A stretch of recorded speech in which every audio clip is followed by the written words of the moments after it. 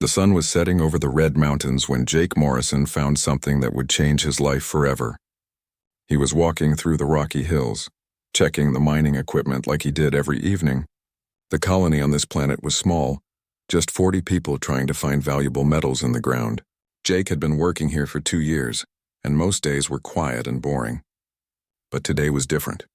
His scanner started beeping near a small cave. Jake thought maybe he found some good metal deposits. He walked carefully into the dark opening, holding his flashlight high. The cave was shallow, maybe 20 feet deep, with smooth walls worn down by ancient water. Then he saw something move in the corner. Jake pointed his light at the movement and gasped. A tiny creature was huddled against the wall, shivering even though the cave was warm. It had scales that shimmered purple and blue in the light. Small wings were folded against its body. Jake recognized it immediately from the colony briefings. This was a dragon, a real dragon from this planet. The little dragon opened its eyes and looked at Jake. Its eyes were bright amber like golden honey. It made a soft chirping sound and tried to crawl toward him but fell over. Jake could see that one wing was bent wrong. There were scratches all over its body. The poor thing was hurt and alone. Jake knew the rules. The colony had strict laws about not touching the native animals. The dragons who lived on this planet were smart and powerful. The adult dragons could crush a vehicle with their claws, but this baby dragon was no bigger than a house cat. It looked so scared and hurt that Jake could not just walk away. He made a decision. Jake took off his jacket and carefully picked up the little dragon. It was surprisingly light and warm. The dragon made a happy chirping sound and snuggled against his chest. Within seconds, it fell asleep from exhaustion. Getting back to the colony was nerve-wracking.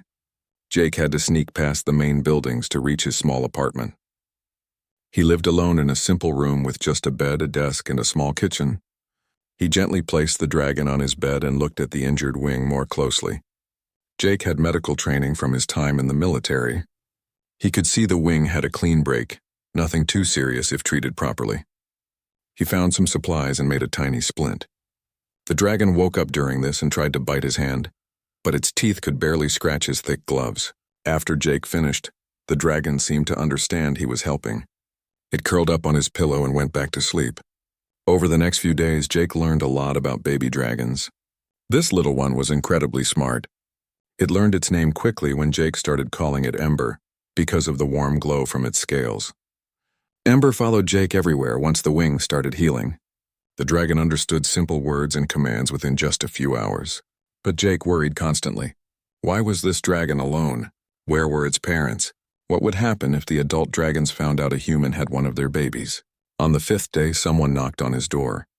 It was Helen Carter, his supervisor. Jake had no choice but to let her inside. Helen's eyes went wide when she saw Ember sitting on the desk, looking at a holographic screen with obvious interest. Helen was quiet for a long moment. Then she sat down heavily in a chair. "Jake, do you understand what you have done?" "I saved a life," Jake said simply. Helen kept staring at Ember.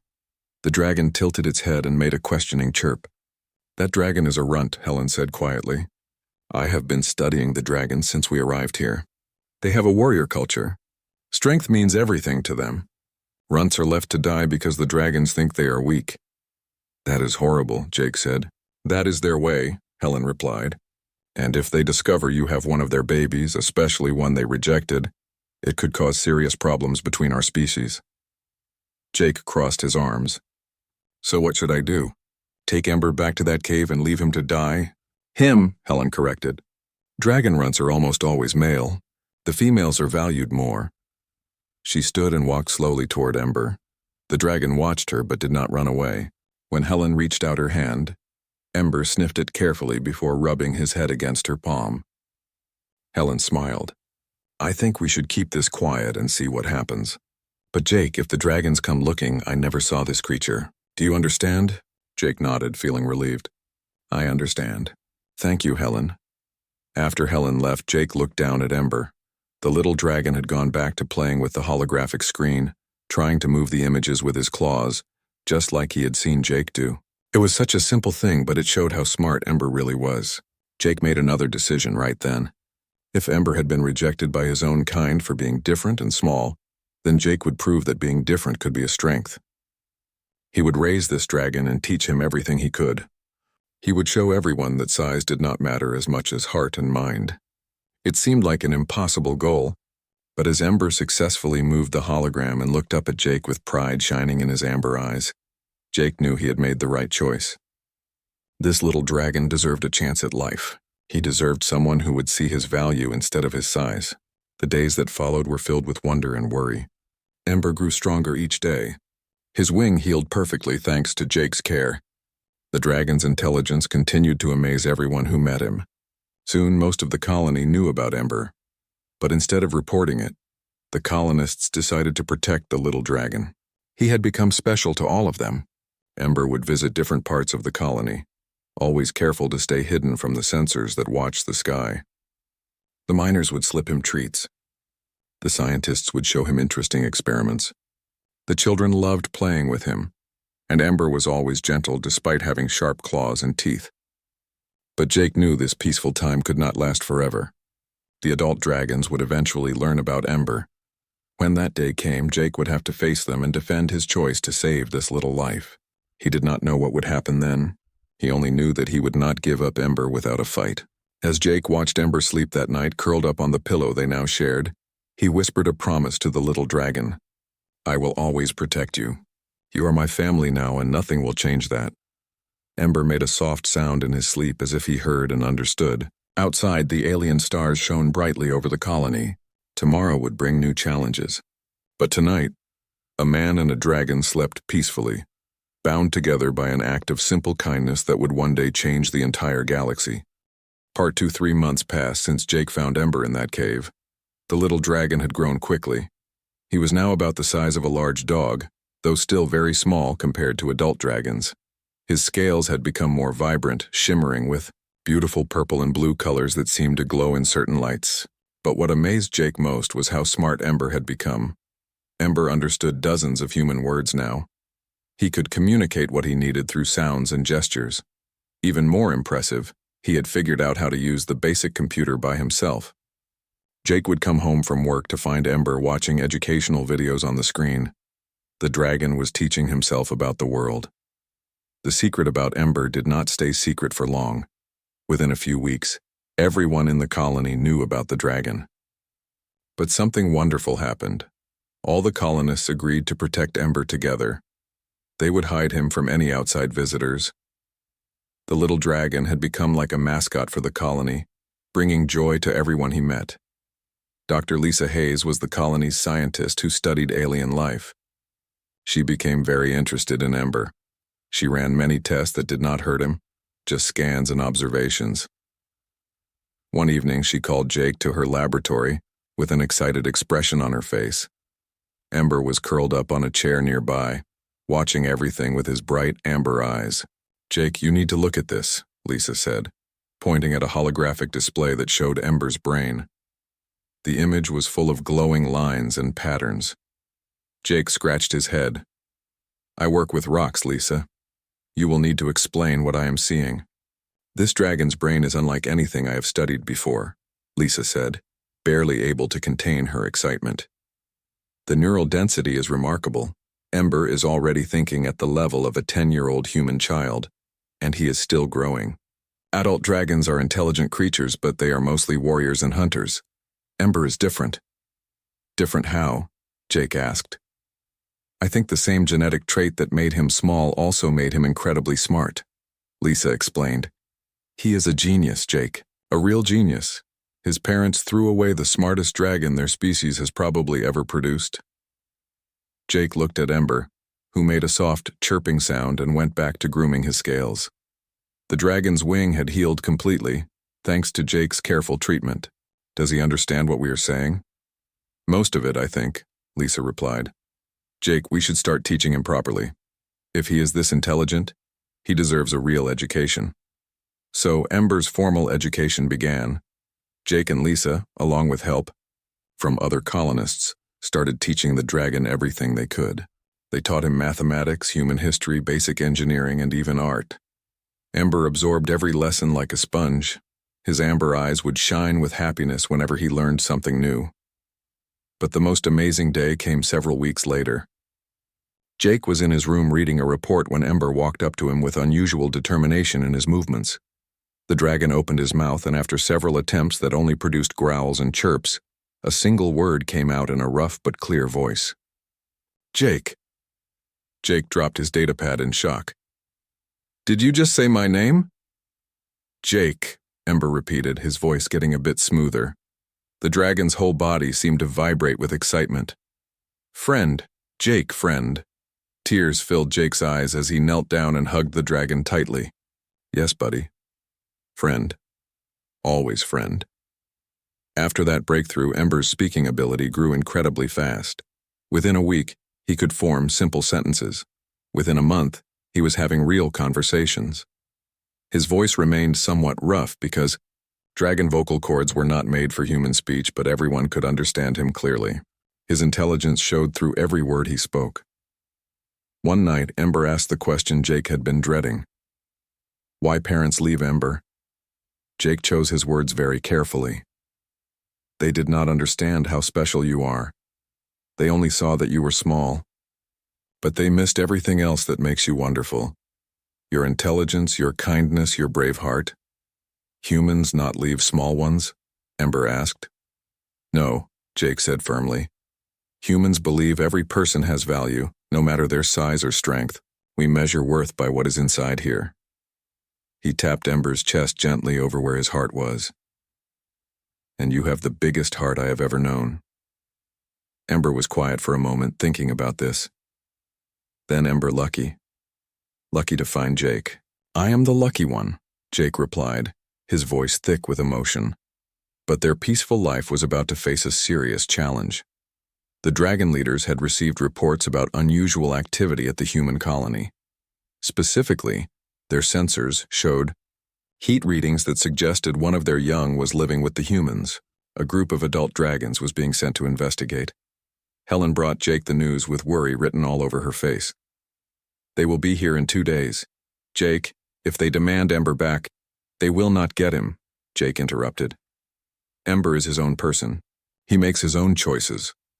And if they try to take him by force? Helen asked. Jake's expression became hard and determined. Then they will learn why humans have earned their reputation in this galaxy. The colony immediately went into emergency preparation mode. Nobody wanted violence, but everyone agreed on one thing. Ember would not be taken against his will. Defense positions were quietly set up around the colony. Weapons were checked and made ready. A message was sent to the nearest human military base asking for support if needed. Ember watched all these preparations with worried eyes. Humans will fight for Ember? If we have to, yes, Jake confirmed. But I hope it will not come to that. I hope we can make them understand that you are not theirs anymore. You are part of our family now. The dragon stayed quiet for a long time, staring out the window at the alien stars. When he finally spoke, his voice was firm and full of conviction. Ember, not go back. Ember, stay with Jake. Stay with humans. This is home. Jake pulled his friend close, feeling the warmth of Ember's scales and the steady rhythm of his breathing. Then we will make sure you stay. I promise you that. 2 days later, the dragon ships appeared on the horizon. They were massive and intimidating against the orange sky. The entire colony stood ready, watching as the huge spacecraft landed. Nobody knew what would happen next, but they knew they would face it together. Jake stood at the front of the group with Ember by his side. The little dragon looked so small compared to the massive ships, but he held his head high with dignity. Whatever came next, they would face it as a family. That was all that mattered. The ships landed with a thunderous sound that shook the ground. Huge doors opened and adult dragons began to emerge. Each one was enormous, at least 15 feet tall, with scales that gleamed like armor. Their wings were massive, casting long shadows across the landing area. Jake felt Ember press closer to his leg. He put a reassuring hand on the dragon's shoulder. I am here, he whispered. Always here. Ember looked up at him with those amber eyes full of trust. Ember knows. Jake never leaves Ember. As the adult dragons approached, the entire colony held its breath. This moment would determine not just Ember's future, but possibly the relationship between humans and dragons forever. Jake squared his tight shoulders and prepared to defend his son, because that was what Ember had become. Not just a dragon he had rescued, but his son in every way that truly mattered. Part 3. The dragon ships landed with tremendous force, creating clouds of dust that filled the air. When the dust cleared, 5 enormous dragons stepped out onto the landing pad. Each one was gigantic, standing nearly 15 feet tall with wings that spread over 30 feet wide. Their scales gleamed in the sunlight like polished metal. They looked powerful and dangerous. The leader was the biggest of them all. His scales were deep red, almost like fire. He spoke through a translation device in a voice that boomed across the landing area. "I am Commander Vrath, speaker for the High Council. You harbor one of our young. This violates the agreement between our species. Return the runt immediately." Helen stepped forward bravely as the colony's leader. "Commander Vrath, the dragon you speak of came to us injured and abandoned. We provided medical care and shelter. Under human law, that makes us his legal guardians." "Human law means nothing here," Vrath growled. "The runt is dragonkind. He belongs with us. I belong with Jake." Everyone turned to look. Ember had stepped out from behind the crowd. His scales shimmered nervously, but he walked forward with his head held high. He looked so tiny compared to the adult dragons, barely reaching their knees, but there was dignity in the way he carried himself. He walked right up to Jake's side and stood there. The adult dragons stared in complete shock. One of them, a female with beautiful green scales, spoke quickly in the dragon language. The translator caught some words like impossible in speaking and abomination. Vrath recovered first. His eyes narrowed as he looked at Ember with surprise and something that might have been fear. "You speak the human language? How is this possible?" "Jake taught me," Ember replied clearly, his rough voice filled with pride. "He taught me many things: mathematics, history, art, honor. Things you never teach runts because you throw them away like garbage." "Runts weaken the bloodline," Vrath said, but his voice was uncertain now. "It has been our way for thousands of years. Your way is wrong," Ember stated simply. The humans tensed, expecting violence, but Ember continued calmly. "You judge by size and strength. Humans judge by character and intelligence. I am small, yes, but I can calculate complex mathematics in my head. I can speak 3 languages. I can create music. I can solve problems that you never even think about. Jake saw what you were too blind to see." The green dragon stepped forward. Her eyes were different from the others, softer somehow despite her fearsome appearance. "I am Sereth. I am your mother." The landing pad became silent. Even the wind seemed to stop blowing. Everyone waited to see what would happen next. Ember stared at her for a long moment. "Why did you leave me in that cave?" Sereth's huge head lowered and her voice was filled with shame. "Because I was afraid. Your father wanted to kill you right away when you hatched so small. I convinced him to let me take you to the mountains instead. I told myself it was mercy, letting you die without blood on our claws." Her voice broke. "I have thought about you every single day since then. I wondered if you suffered. I hoped you found peace somehow." "I found more than peace," Ember said. "I found a family who values me for who I am, not what I look like. Jake never gave up on me. He fixed my broken wing. He fed me when I was too weak to eat. He taught me that my size is not a weakness. It is just a part of me. Nothing more important than the color of my scales." Jake placed a gentle hand on Ember's shoulder. He could feel his friend's body trembling slightly. "What Ember is saying is that he has found his home. We will not let you take him." Vrath's eyes flashed with anger. "You would start a war over a single runt?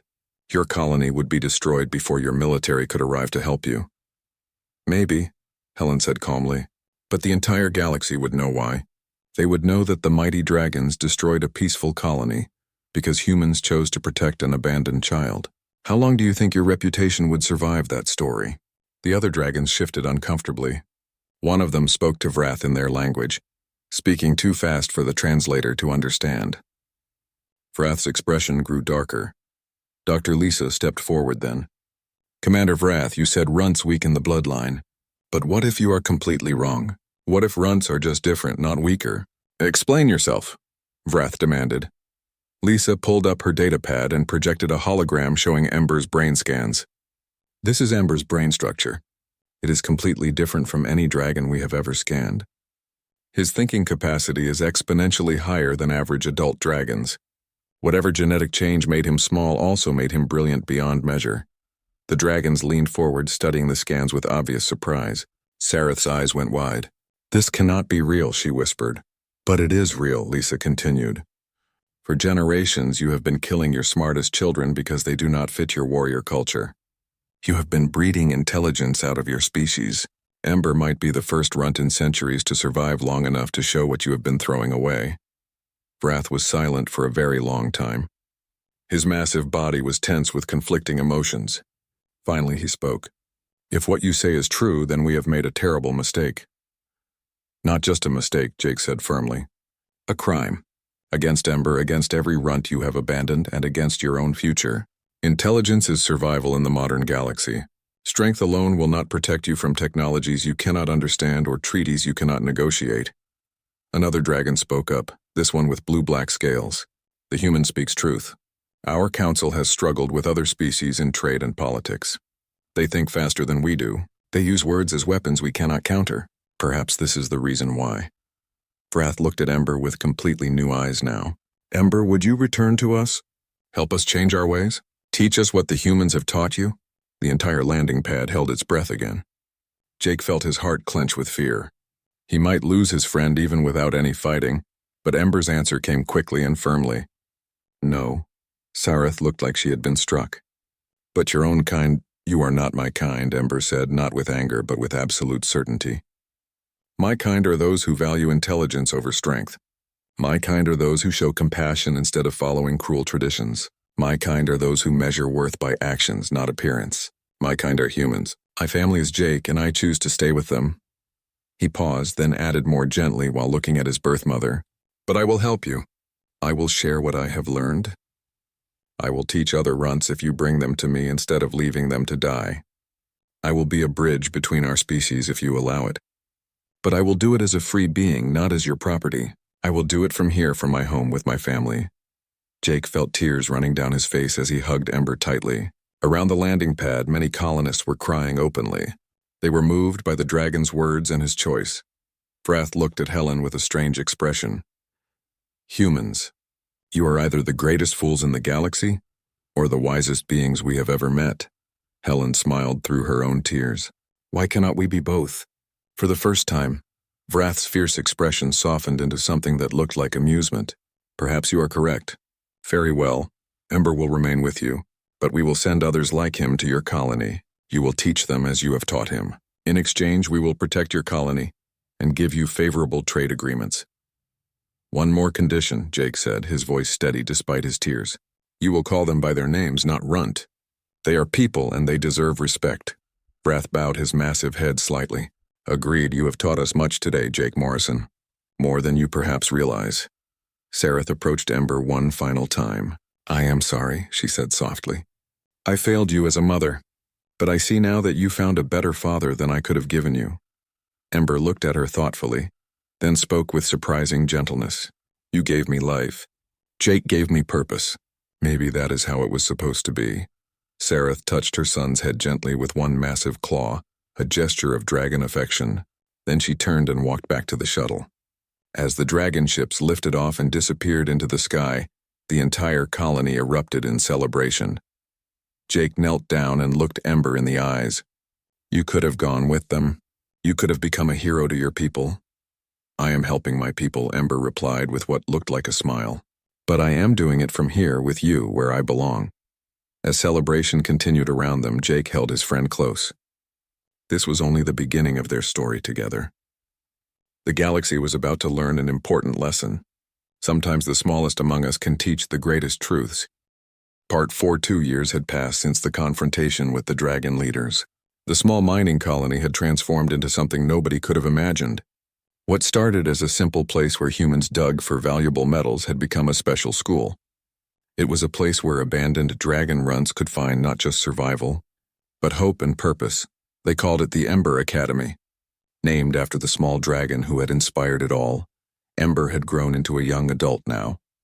He stood about 8 feet tall when on his back legs with wings that spread 20 feet wide. This was still small compared to normal dragons, but impressive to humans. His scales had deepened to a rich purple-blue color that seemed to glow from within when he was excited or thinking hard. His voice had become completely smooth with practice. He now spoke English perfectly, though he kept a slight accent that humans found pleasant. He could speak 4 other languages fluently and understand pieces of many more. His mind had continued to develop at an amazing rate. He now regularly wrote scientific papers that were read by many different alien species across the galaxy. But his greatest achievement stood before him now. 37 young dragons, all of them runts, all of them saved from death by the agreement between humans and dragons. They were his students. Today we will discuss quantum mechanics, Ember announced to his class. His voice carried easily across the converted warehouse that served as their main classroom. This is important for understanding how faster-than-light travel works. One of the younger dragons, a female named Sky with beautiful silver scales, raised her claw. She was still learning to speak human words and her voice was uncertain. Ember teacher, why we learn human science? Are we not dragons? This question came up often, especially with new students. Ember's expression became gentle. He understood their confusion. Sky, come up here, please. The young dragon, barely 1 year old and the size of a large cat, ran to the front of the class. Ember knelt down to her level. What makes someone a dragon, Sky? Being born dragon? She answered with uncertainty. And what makes someone human? Being born human? Exactly, Ember said gently. We cannot change what we are born as, but we can choose who we become. He gestured to the entire class. We are dragons, yes. But we have been given a special gift. We have been shown a different way of thinking and measuring worth. We learn human science not to become human, but to become the best versions of ourselves. We take the strength of being dragons and combine it with the wisdom of human philosophy. We become something new and wonderful. Jake watched from the back of the classroom, feeling deep pride. Ember had become not just intelligent but wise. He could guide these young dragons through the confusion that each one felt about their identity. After class ended, Ember joined Jake in the administrative office. The dragon had learned to use human-sized keyboards with surprising skill. His claws clicked softly as he typed responses to messages. Jake was reviewing supply requests for the growing academy. We received another message from the Dragon Council, Ember said casually while working. They want to send 50 more students next term. Jake let out a low whistle. We are already at maximum capacity. We need more teachers and more space. I have been thinking about that, Ember replied, turning from the computer. What if we train some of our older students to become teachers? Sky will be ready in another year. Frost and Phoenix are already helping with the younger ones. That is actually brilliant, Jake admitted. A completely self-sustaining educational system run by and for dragons, but using human teaching methods. The best of both worlds, Ember said with obvious satisfaction. Also, I received a personal message from my mother. She wants to visit next month. Jake looked up quickly. Sareth had visited several times over the past 2 years, slowly building a relationship with the son she had abandoned. It was awkward and painful for both of them, but they were making progress. How do you feel about that? Ember was quiet for a moment, a sign he was processing complex feelings. Strange, he finally admitted. She is my mother by birth, but you are my father in all the ways that truly matter.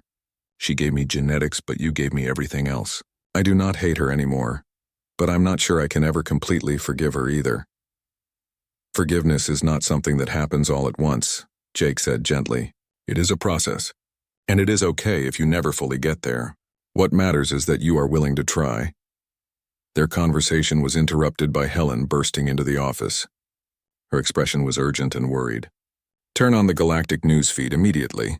Jake pulled up the holographic display. His blood went cold when he saw the headline.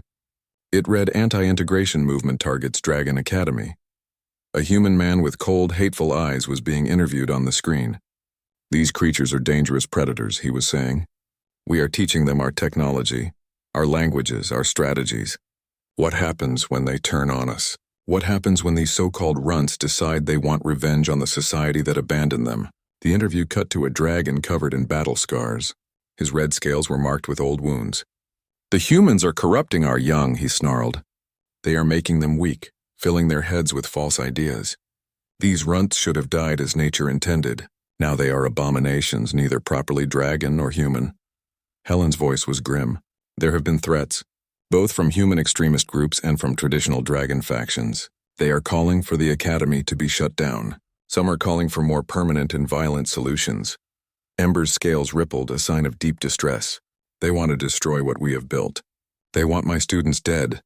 Not while I am alive, Jake said firmly. He opened a communication channel. This is Jake Morrison to all colony defense personnel. I want double patrols and full security measures. Nobody gets near the academy without proper authorization. Over the next weeks, tension grew worse. Protests happened on Earth and on the Dragon homeworld. The academy became the center of a huge debate about integration, tradition, and the future of cooperation between different species. Then came the night when everything nearly fell apart. Jake was sleeping when the alarm started blaring. He was on his feet with a weapon in his hands within seconds. Ember was already at his side. Through the window, they could see a ship descending.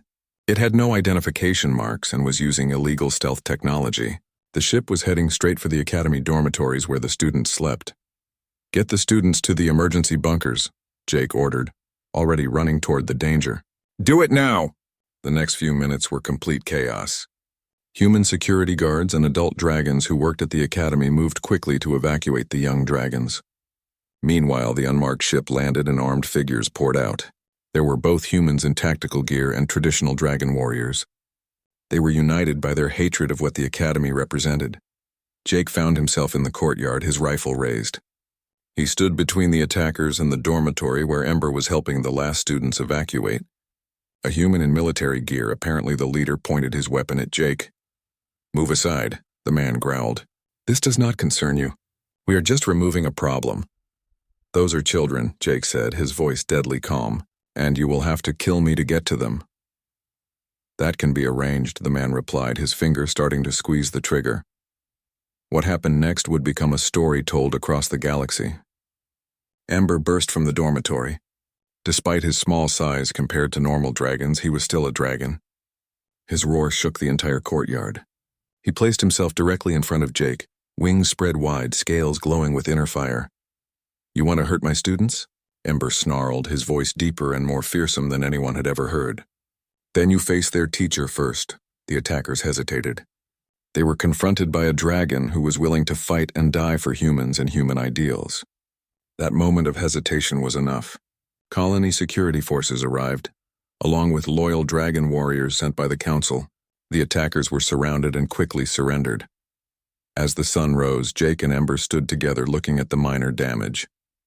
Thankfully, nobody had been seriously hurt and the attackers were now in custody, but the psychological impact was significant. They hate us for trying to be better, Ember said quietly. Both species. They hate that we do not fit into their neat categories. People fear change, Jake replied.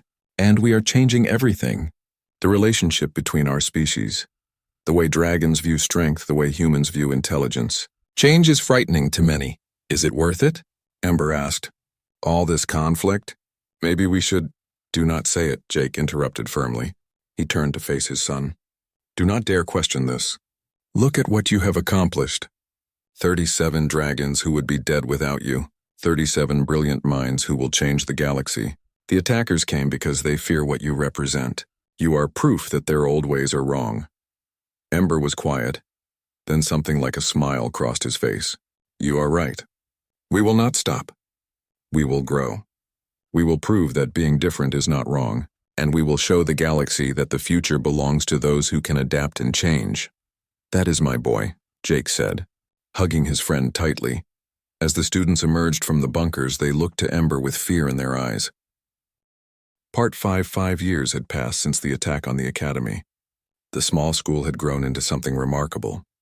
What started as a refuge for rejected dragon runts had become one of the most respected educational institutions in the entire galaxy. It was no longer just a symbol of hope. It was proof that compassion and intelligence could overcome prejudice and tradition. The facility had expanded enormously.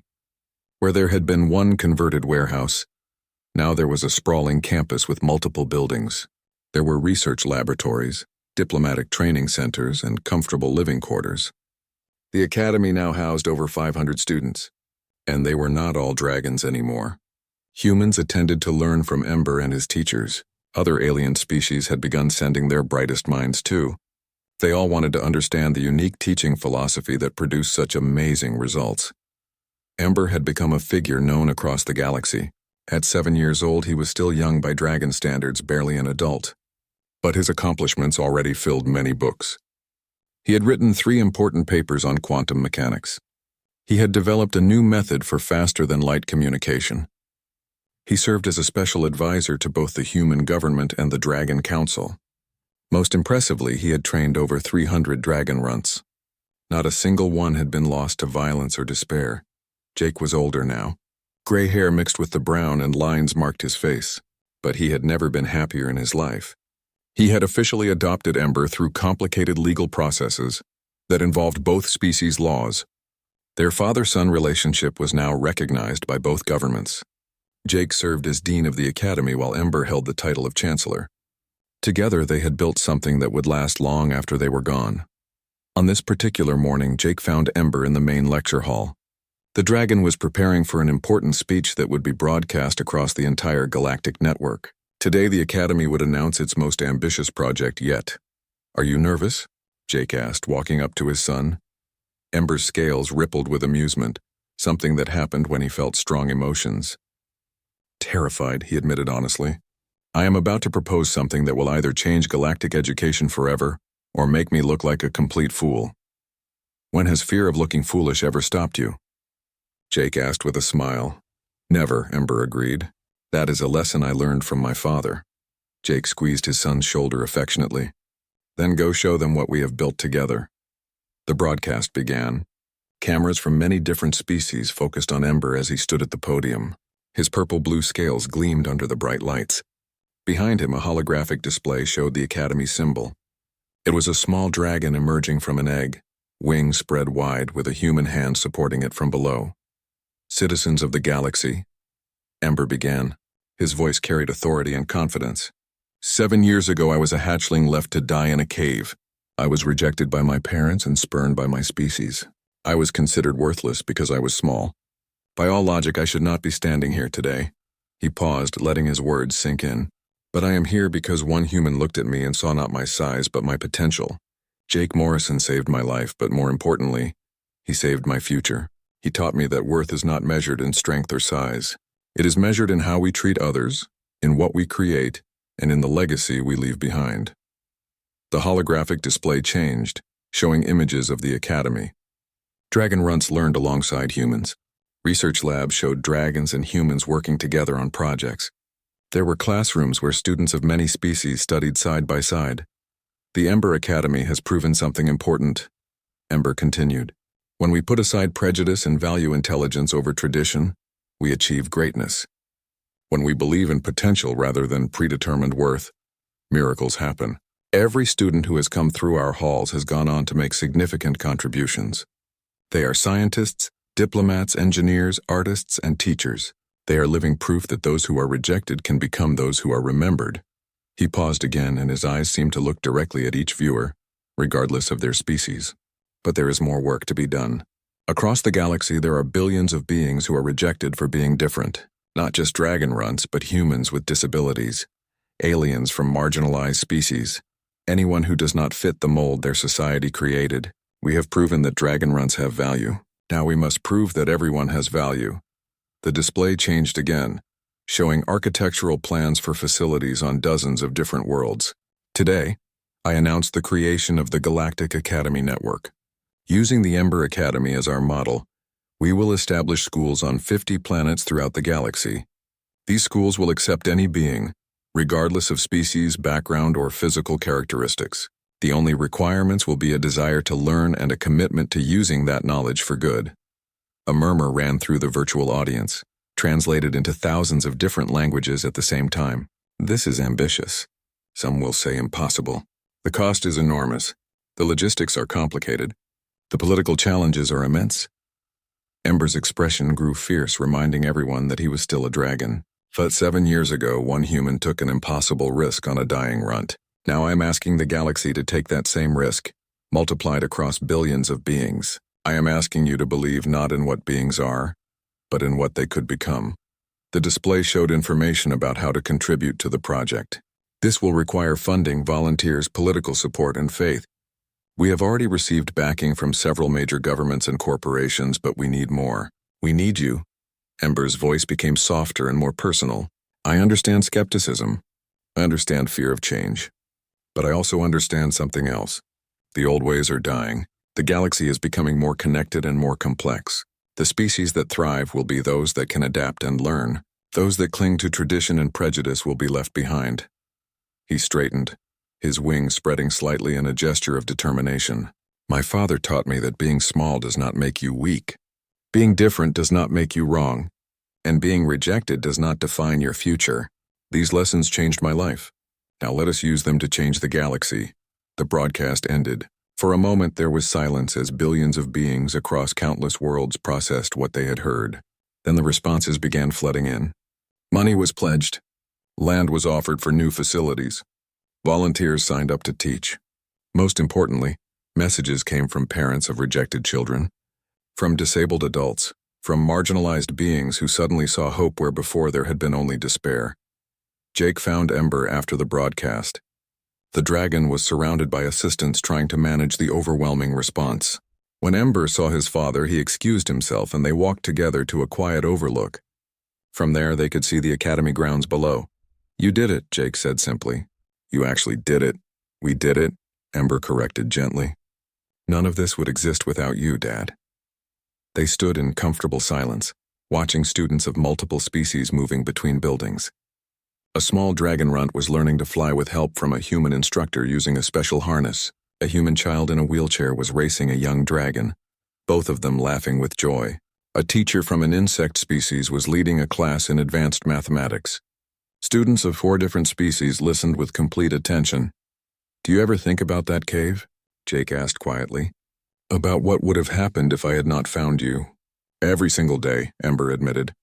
But not with regret. With gratitude. And with determination that no one else should have to wait in a cave, hoping someone will care enough to save them.